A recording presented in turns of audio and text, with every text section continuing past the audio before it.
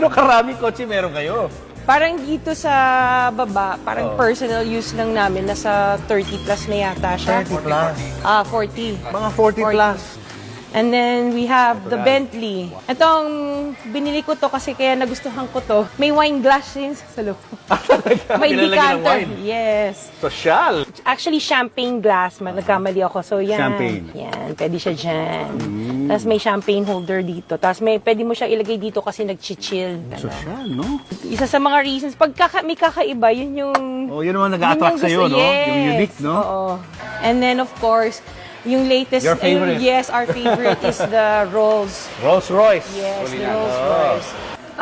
Ito, maluwag lang yung likod niya. Parang pang-luxury lang talaga. So, ang ano na to, kasi kulinan siya. Siya yung SUV ng Rolls Royce. So, ito, yung dumating siya, naka-interior siya ng Hermes Orange. So, kaya mo to kinuha dahil...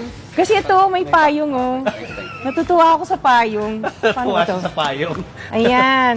Pero hindi ko pinagagamit yung dahil payong na to. Hindi pwedeng gamitin. Oo, kasi mahal yung payong. Oo. Ayan.